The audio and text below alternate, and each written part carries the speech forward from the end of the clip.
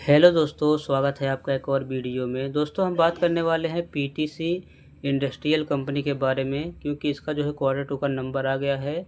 और अब की बार देखते हैं कि क्वार्टर टू में जो है कंपनी को प्रॉफिट हुआ है या लॉस हुआ है। तो चलिए वीडियो शुरू करते हैं। और सबसे पहले बता देते हैं आपको कि ये जो नंबर आया है वो लाख में आया है, इसीलिए हम आखिरी के 2 अंक जो है छोड़ के बात करेंगे, क्योंकि जो है करोड़ में बात करेंगे, तो इसीलिए जो है आखिरी का 2 अंक जो है छोड़ के बात करेंगे। तो सबसे पहले हम बात कर लेते हैं कंपनी के रेवेन्यू के बारे में।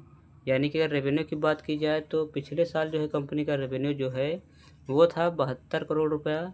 और वहीं अगर पिछले क्वार्टर की बात की जाए तो पिछले क्वार्टर में जो है कंपनी का रेवेन्यू था जो है 97 करोड़ रुपया। और वहीं अब देखा जाए तो कंपनी का रेवेन्यू जो है 124 करोड़ रुपये पर जाता हुआ दिखाई दिया है। यानी कि देखा जाए तो कंपनी का रेवेन्यू जो है साल दर साल देखा जाए तो बढ़ा है, क्वार्टरली बेसिस पे देखा जाए तो बढ़ा है। यानी कि कंपनी का रेवेन्यू जो है अच्छा खासा यहाँ पे बढ़ता हुआ दिखाई दिया है।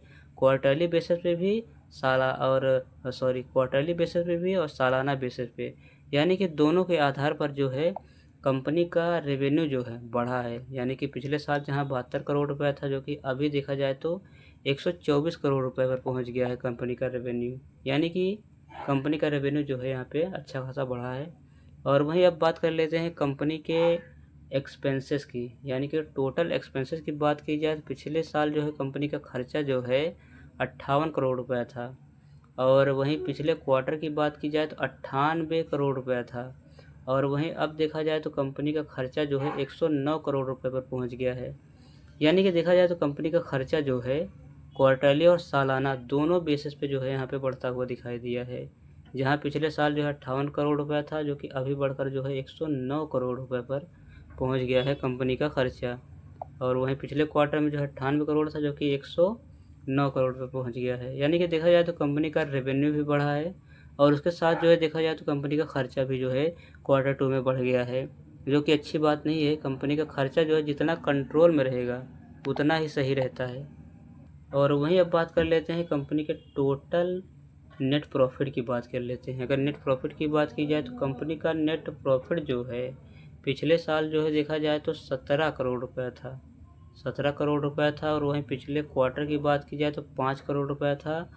और वहीं अब देखा जाए तो 18 करोड़ रुपया जो है इसका नेट प्रॉफिट जो है पहुंच गया है अब की बार क्वार्टर टू में। यानी कि देखा जाए तो इसका जो प्रॉफिट है, यानी कि नेट प्रॉफिट की बात की जाए तो उतना उतना ज़्यादा उछाल देखने को नहीं मिला है। देखा जाए तो पिछले साल जहां 17 करोड़ था, जो कि अभी बढ़कर देखा जाए तो 18 करोड़ रुपए पर पहुंच गया है।